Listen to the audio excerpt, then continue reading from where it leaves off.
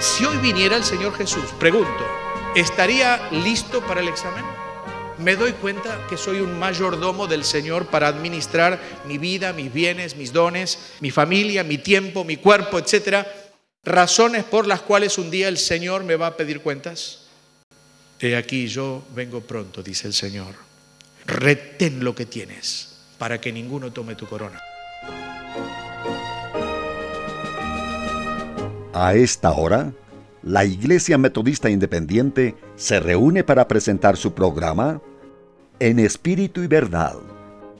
Dios es Espíritu, y los que le adoran en espíritu y verdad es necesario que le adoren. Bienvenidos al programa de hoy. La venida de Cristo se acerca, pronto viene su iglesia a buscar. No durmamos, estemos alertas, vigilad, vigilad, vigilad. Si sabemos que Cristo nos lleva a los cielos con Él a morar, no seamos jamás negligentes. Trabajad, trabajad, trabajad. Arreglemos, estemos a cuentas con Jesús el Cordero de Dios. Del que ofende tengamos clemencia. Perdonad, perdonad, perdonad. Pronto viene Jesús y nos lleva a la hermosa mansión celestial. Pronto viene Jesús a la tierra, nos iremos con Él a morar. Nos iremos con Él a morar.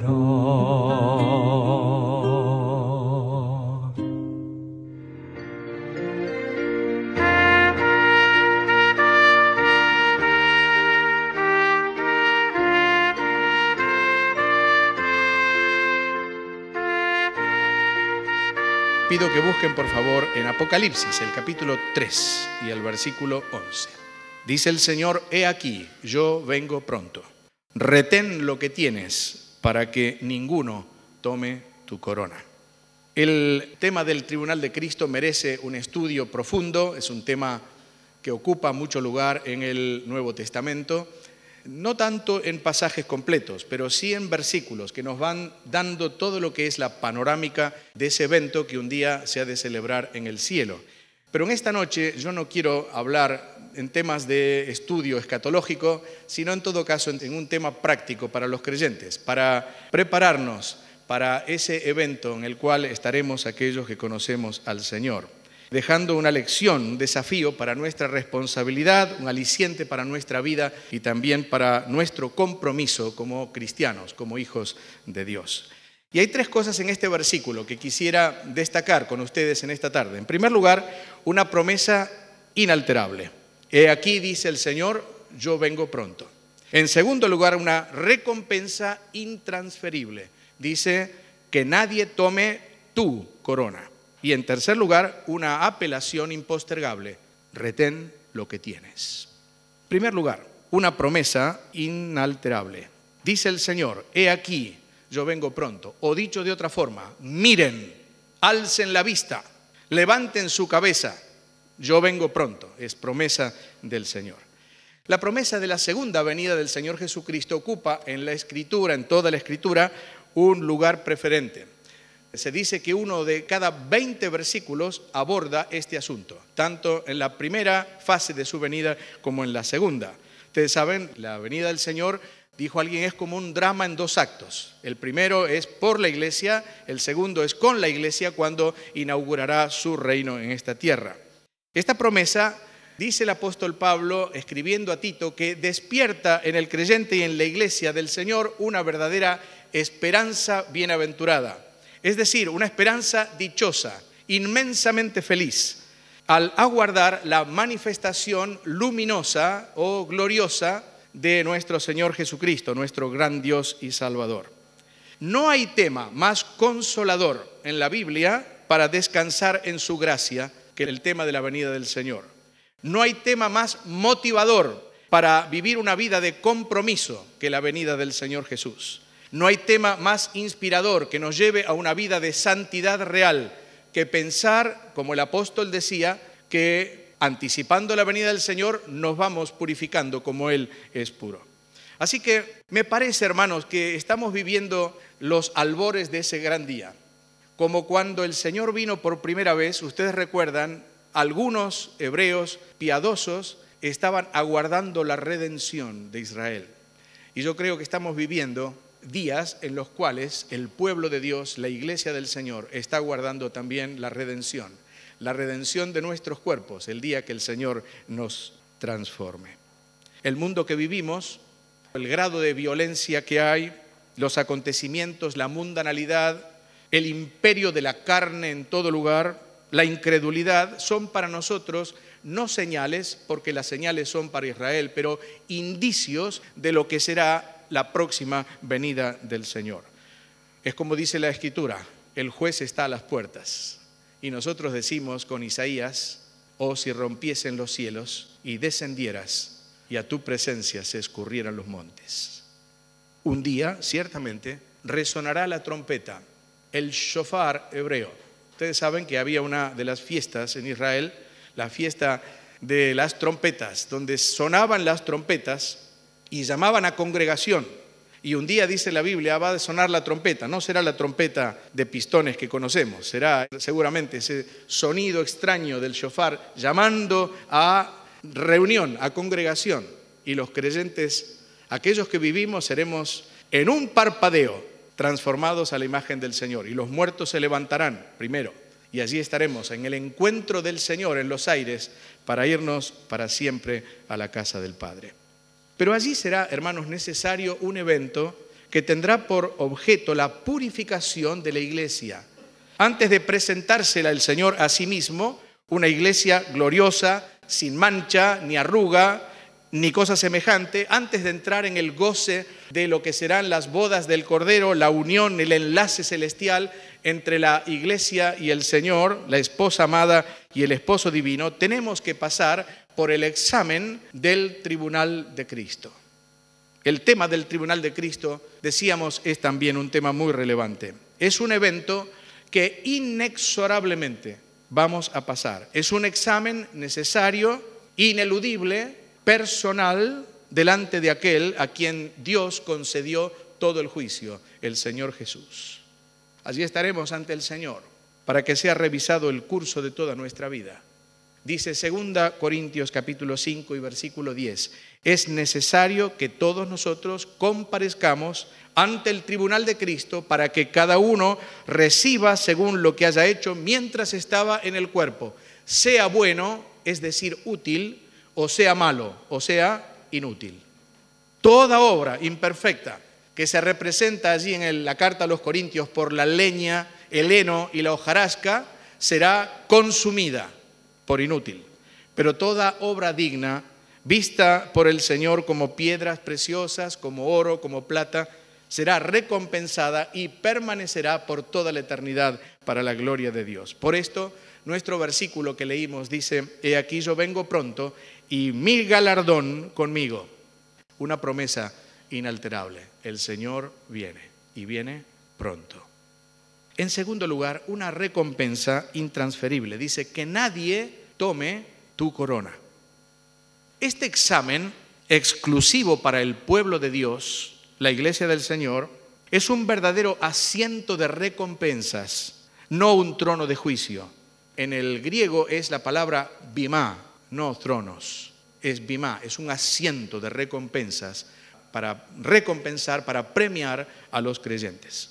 El hecho de estar allí en el tribunal de Cristo es en sí una comprobación de que somos del Señor. No hay ninguna duda, no vamos a pasar por un juicio conforme a nuestra salvación. Cristo el Señor ya recibió todo el juicio en la cruz. Hay un himno que cantamos que dice, 2 veces el juez no puede imputar el castigo, una vez a Jesús y otra vez a nosotros.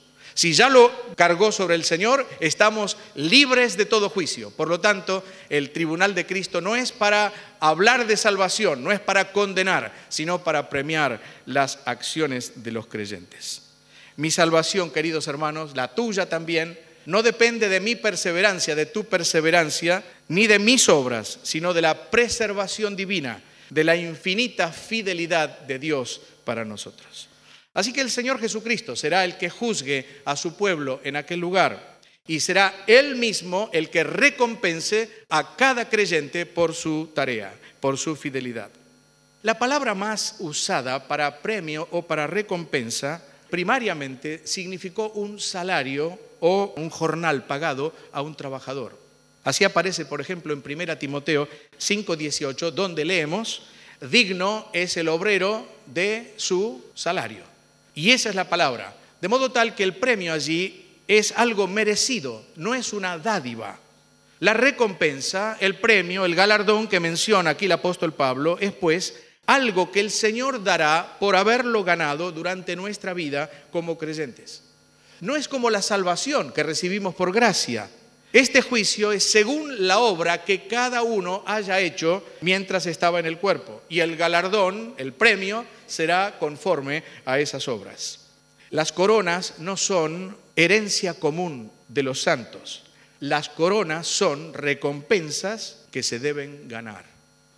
El fuego de la mirada del Señor, como aquella que penetró aquella noche en los ojos de Pedro y que le hizo salir afuera a llorar amargamente, seguramente probará las obras de cada creyente y ello determinará dos decisiones: o habrá recompensa o habrá pérdida.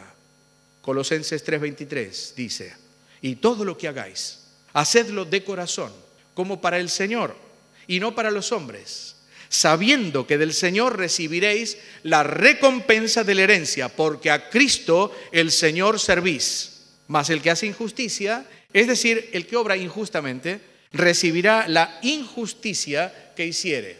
Dicho en otras palabras, recibirá en pago lo que hizo injustamente, porque dice la palabra, no hay acepción de personas. Es verdad, queridos hermanos, que la mayor recompensa que vamos a esperar en el cielo será ver el rostro del Señor, ver su frente ceñida de gloria, ver sus manos heridas, que tendrán todavía las marcas de la cruz. Dice la Escritura que le vamos a ver como un cordero, como inmolado, por lo tanto como llevado al sacrificio con las marcas de aquella cruz. Pero además de eso, habrá recompensa para la obra que resista el crisol divino y que está representada por aquellas coronas de las que habla la Escritura y que serán entregadas a los fieles. En la palabra de Dios hay dos palabras para traducir la palabra corona. Una de ellas, en el griego, una de ellas es diadema, igual que en español. Diadema era una cinta comúnmente azul y blanca que ceñía la frente de emperadores o de reyes o de personas destacadas en los reinos antiguos. Y la otra palabra es la palabra Stéfanos. Stéfanos, de ahí viene la palabra Esteban. Lo que significa era una corona que se ponía, se ceñía en las sienes o sobre los hombros de algunas personas. Por ejemplo, era un adorno festivo para personas destacadas, o era lo que se ponía también en los novios cuando se casaban. Se les entregaba entonces una Stéfanos, una corona de alguna planta que vamos a ver luego. Para aquellos que alcanzaban la victoria también en los deportes públicos sobre todo, y también como reconocimiento de algún servicio distinguido que se hacía para la nación o también de alguna batalla ganada. Y entonces era esa corona. No era la diadema, era la Stéfanos. Una corona ganada por esfuerzo, una corona merecida, diríamos. Esta corona podía ser de rama de olivo, podía ser de laurel, podía ser de pino, depende de la ciudad donde se entregaban esos premios.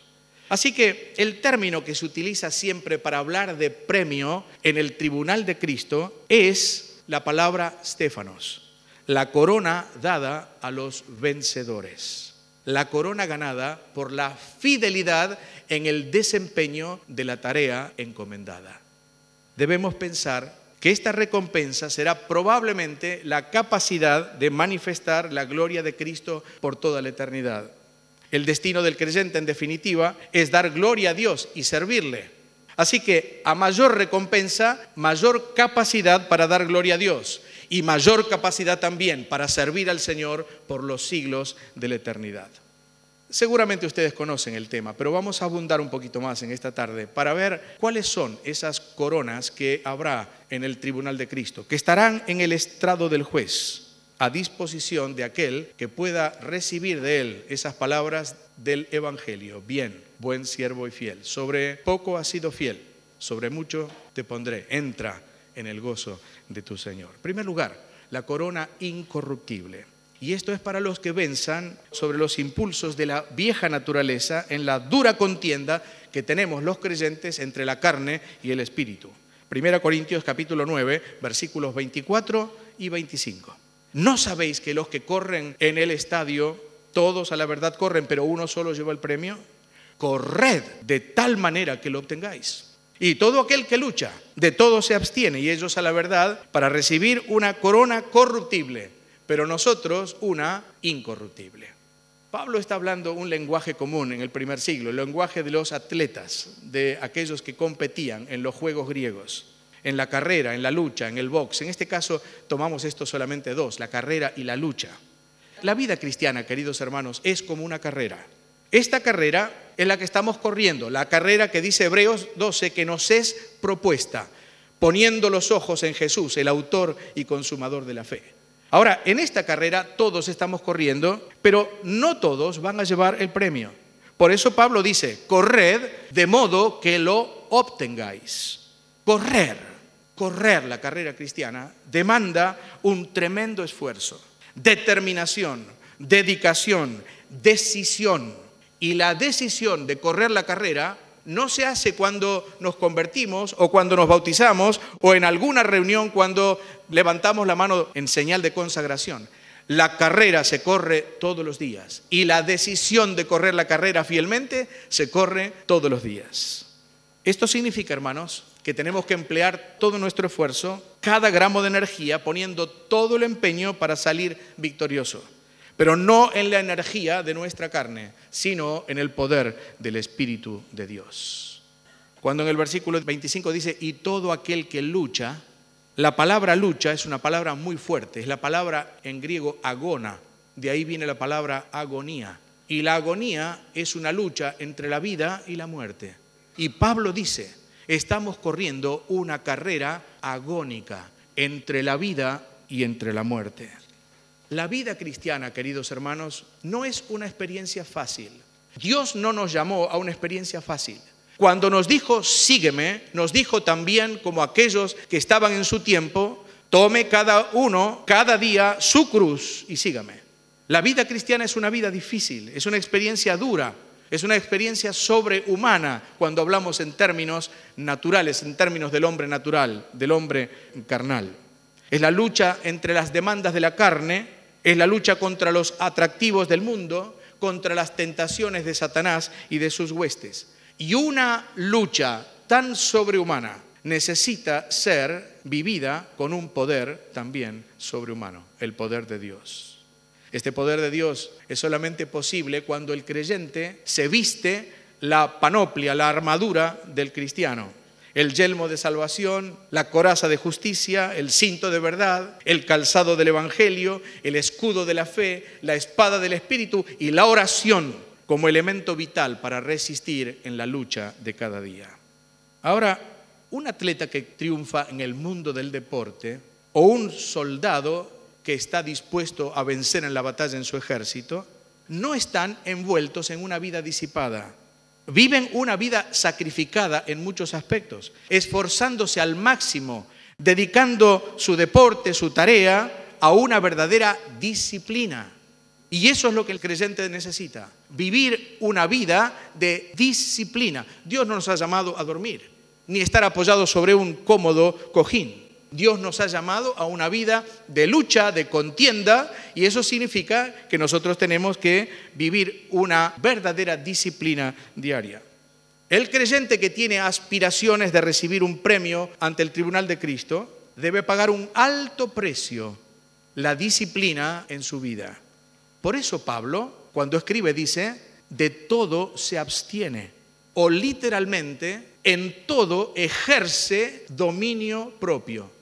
tiene que ver con aquella exhortación que el apóstol Pedro también da a los creyentes. Dice, sed sobrios, recuerda, y velad.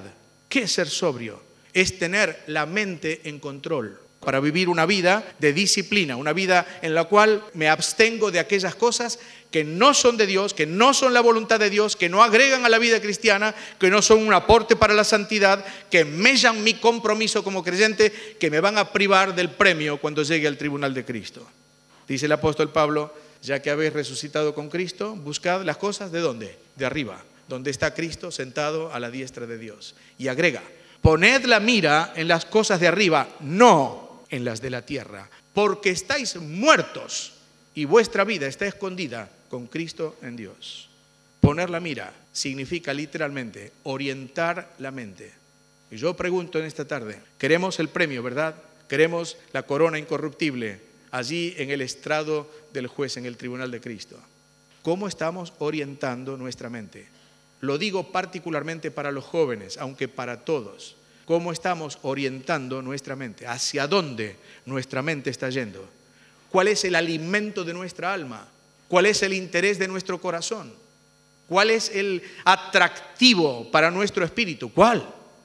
Dios está pidiendo vidas dedicadas a Él en una disciplina, santa disciplina. Como el apóstol Pablo dice, un ejercicio, una gimnasia. Así se lo dice a Timoteo, una verdadera gimnasia diaria que necesitamos para vivir vidas consagradas al Señor. ¿Y cuál es el premio? ¿Cuál es la recompensa? El apóstol dice, ellos van a obtener, los atletas, etcétera, van a obtener una corona corruptible. Pronto se acaba, pronto se marchita. Dice, pero nosotros una incorruptible. Qué bendición será para aquellos que después de pasar por el tribunal de Cristo, permaneciendo fieles al Señor durante toda la vida, reciban una corona incorruptible de aprobación del Señor que permanecerá por toda la eternidad como premio de una vida verdaderamente íntegra. Ojalá sea así con todos en esta noche. Segundo, la corona de gozo. Y esta es para los ganadores de almas y los que trabajan fielmente en la obra del Señor. Primera Tesalonicenses capítulo 2 y versículo 19. Porque ¿cuál es nuestra esperanza o gozo o corona de que me gloríe? ¿No lo sois vosotros delante de nuestro Señor Jesucristo en su venida? Y agrega en Filipenses 4:1, así que hermanos míos amados, deseados gozo y corona mía. No cabe duda que Pablo era un apóstol, era un evangelista. Tenía la comisión de llevar el evangelio, el mensaje de salvación, y cada alma rescatada, cada creyente convertido, cada iglesia que era plantada era para él un motivo de gozo, de cuidado, de profundo afecto.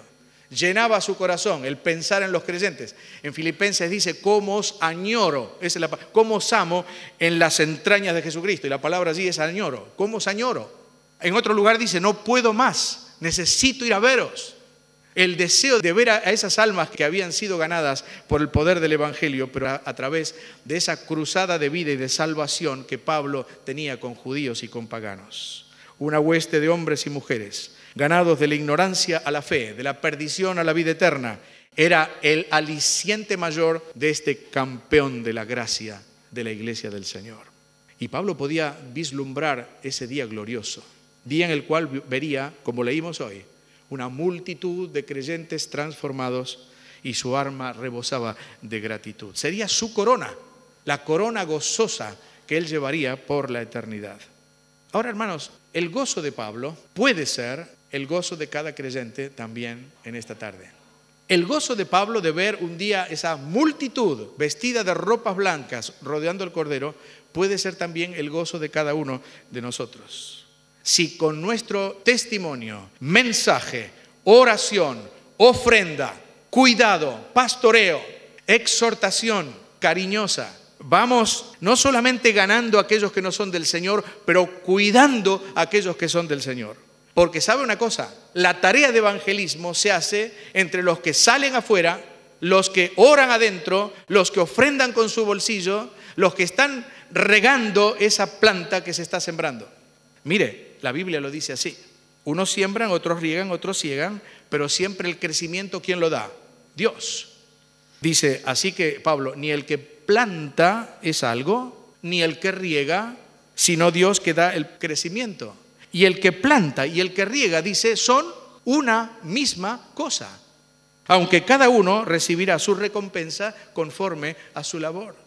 Qué bendición es pensar que podemos ayudar a abrir surcos y ganar muchas almas que tal vez no conocemos cuando apoyamos tareas como nuestros misioneros que van sembrando la palabra. Y nosotros, más allá de nuestro testimonio personal, les acompañamos con oración y con ofrendas para el sostén de los siervos de Dios. Dice un escritor cristiano, hagamos lo que hagamos, cooperando con el Espíritu Santo para llevar a los hombres a Cristo, es parte de la corona del ganador de alma.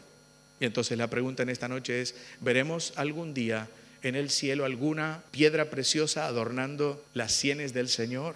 Dice una canción, mi corona tendrá sus estrellas allí en las almas que yo rescaté. Cuando el sol ya decline y me encuentre yo en ti, mi corona de estrellas tendré. La Biblia dice que el que gana almas es sabio. Por eso también cantamos en una canción, no hay honor más grande, ni dicha tan plena que ser ante el mundo voz de tu Señor. La corona incorruptible, la corona de gozo. Pero en el estrado todavía hay más coronas. La corona de la vida. Para aquellos que resisten las pruebas y salen vencedores. Dice Santiago 1, versículo 12. Bienaventurado, dichoso, el varón que soporta la tentación. Porque cuando haya resistido la prueba, es decir, cuando haya sido aprobado, ¿qué es lo que quiere decir? Cuando el Señor haya visto en él la fidelidad, dice, recibirá la corona de la vida. En realidad en la Biblia dice la corona de vida, pero es la corona de la vida, que Dios ha prometido a aquellos que le aman. Y agrega en Apocalipsis capítulo 2 y versículo 10, versículo que sabemos bien de memoria. Sé fiel hasta la muerte, y yo te daré la corona de la vida. Sé fiel, aún hasta la muerte. La prueba, hermanos, es parte ineludible de la carrera cristiana y un componente necesario para la madurez de la vida del creyente. Martín Lutero decía, mis tentaciones han sido mi posgrado en teología. Él sabía mucho de teología, pero las tentaciones habían sido su maestría, su posgrado. Jesús nos dio un ejemplo, dice la Biblia, para que sigamos sus pisadas, porque Él mismo fue tentado en todo, según nuestra semejanza, pero sin pecado. Así que dice la Biblia, es poderoso para socorrer a los que son tentados. Y agrega, porque no tenemos un sumo sacerdote que no pueda compadecerse. Compadecerse significa padecer junto a nosotros. ¿Se entiende? Él padece junto a nosotros. En todas nuestras angustias, dice Isaías 63. Él fue angustiado. Él acompaña. Es el consolador, es el abogado, el que está a nuestro lado. Y entonces dice una invitación, acerquémonos pues confiadamente al trono de la gracia para alcanzar misericordia y hallar gracia para el oportuno socorro. Es decir, justo en el momento que necesitamos. La vida cristiana, queridos, no es una vida, una carrera, digamos, de velocidad, sino una carrera de resistencia, un verdadero maratón. La carrera cristiana comienza a los pies de la cruz y demanda superar todas las dificultades hasta entrar en el cielo, hasta alcanzar los estrados del trono en la presencia del Señor.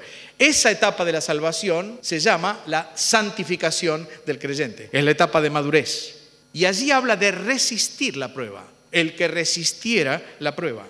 Y esa expresión se puede traducir así, cuando haya sido aprobado. El término griego que se emplea allí significa algo o alguien digno de confianza por ser genuino.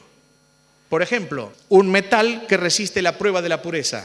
Por ejemplo, una moneda que se sabe que no es falsa. Eso es lo que quiere decir. Resistir la prueba, demostrar lo genuino de la fe. No cabe duda que Dios prueba nuestra fe, para que no sea una fe fingida, como dice la Biblia. Pedro dice en el capítulo 1 que nuestra fe va a ser probada como se prueba el oro, para que sea hallado en alabanza, gloria y honra cuando el Señor Jesucristo sea manifestado. Y ustedes saben muy bien que el oro, para ser probado, para ser purificado, tiene que ser probado por la fragua o por el ácido, para quitar toda la escoria que el oro tiene. Y así también nuestra vida.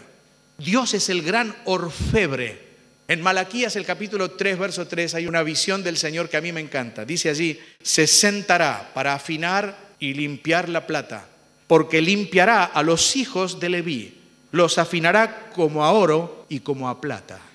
Me encanta esa expresión, Dios se sienta, Él toma su tiempo, Él no tiene apuro, Él va a trabajar en tu vida y en la mía. No lo va a hacer de golpe, no va a ser como el terremoto o el viento huracanado de Elías, va a ser como el silbo apacible, cada día un poquito. Se sentará para afinar la plata.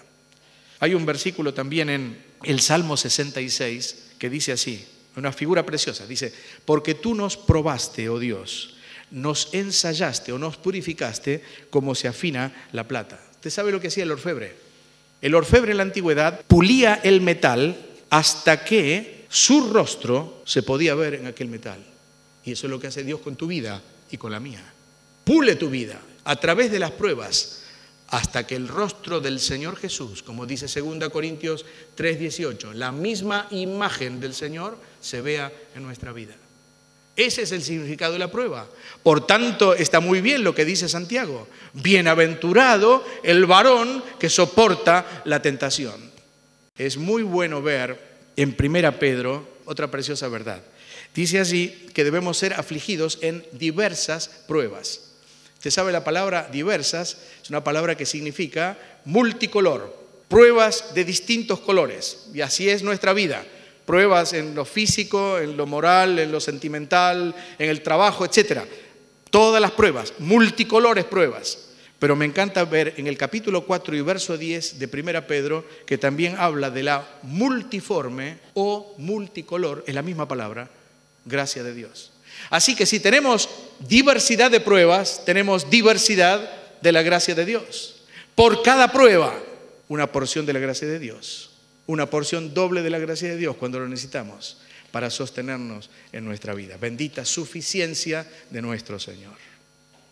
¿Y cuál va a ser el resultado? El resultado, hermanos, será entonces la corona que el Señor nos dé, la corona de la vida. Muchas veces la fidelidad al Señor supone la vida. Estaba leyendo estos días acerca de la iglesia secreta, creo que le llaman, la iglesia escondida, allí en Irán, en Irak, en Siria, donde el ISIS está haciendo estragos. Se paga dinero por denunciar a un pastor.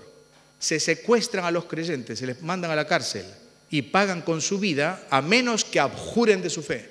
Eso es lo que está ocurriendo a miles de kilómetros.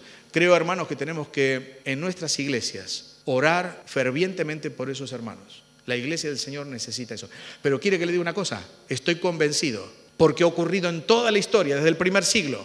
Cuanto más prueba tiene la iglesia, más fiel es a Dios.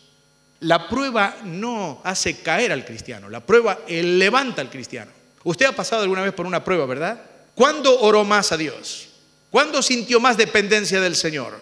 ¿Cuándo esperó más en sus promesas que en los momentos de prueba? Hermano, es así. Y cuando el Señor nos lleve a su presencia, aquel que sean fieles aún a costo de la muerte, recibirán la corona de la vida. La corona de justicia es aquellos que aman la venida del Señor, viviendo en consonancia con sus demandas. Dice Pablo en 2 Timoteo 4:8, he peleado, otra vez, he agonizado, es la palabra, la grandiosa batalla. He acabado la carrera, he guardado la fe. Por lo demás, me está guardada la corona de justicia, la cual me dará el Señor, juez justo. Y ahora mire lo que dice la Biblia, hermano.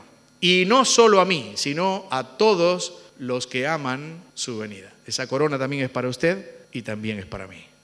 Pablo dice con la fuerza de un guerrero, he peleado la buena batalla, la grandiosa batalla, la agobiante competencia hasta terminarla.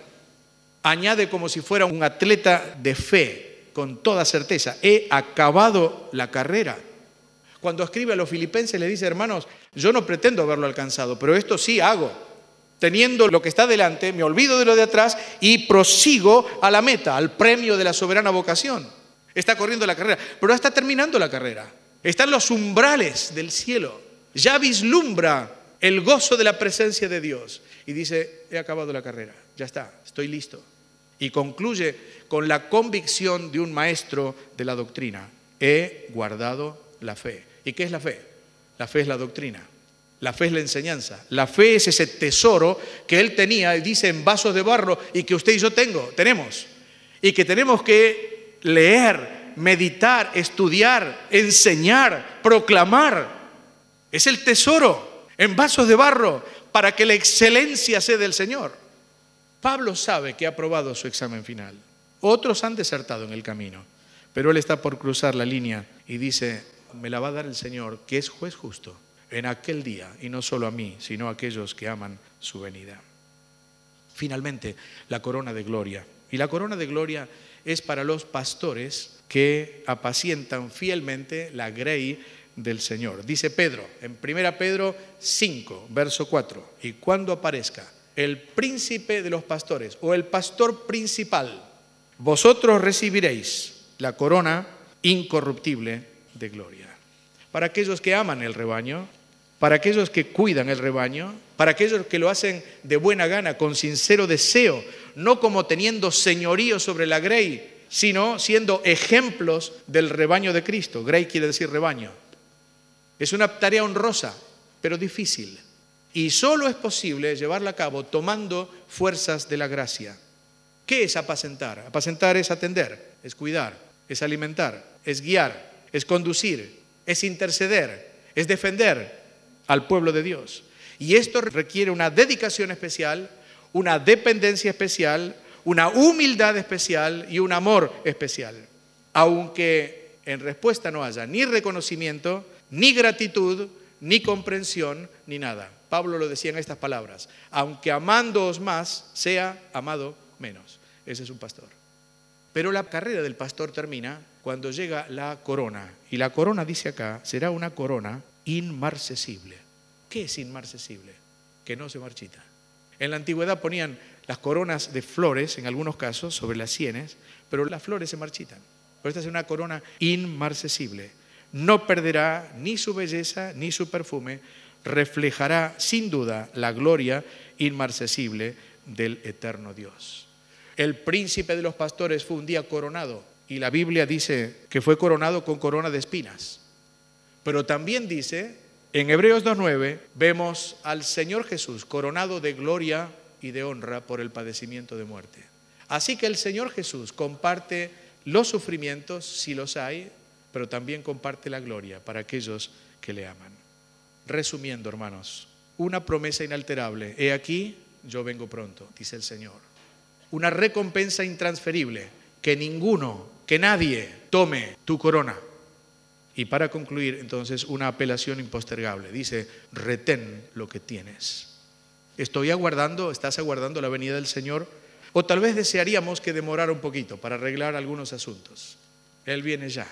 Estemos listos para cuando Él venga.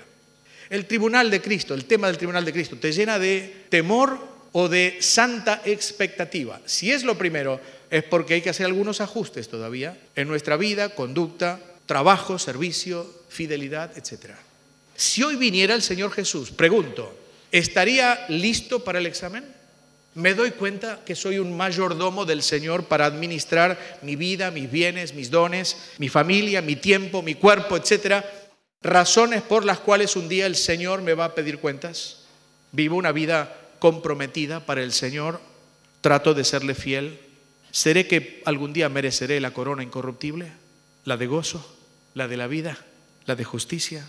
¿La de gloria? He aquí yo vengo pronto, dice el Señor. Retén lo que tienes para que ninguno tome tu corona. Hay un peligro, hermano. Hay un peligro. El peligro es no retener lo que tenemos y que seamos descalificados. No perder la salvación, descalificados de la carrera. Hay un peligro también, que alguien tome mi corona.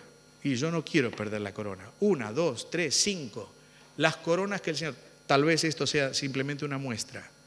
Que el Señor nos ayude a ser fieles, a vivir fieles. Ante la inminencia de su venida, amando su venida, como dice acá. Ante la inexorable realidad de que vamos a estar un día en el tribunal de Cristo, podamos vivir una vida que agrade al Señor, que honre su nombre, que sea gloria para Él, hasta el glorioso día del encuentro con Jesús. Que Dios bendiga su palabra. Amén.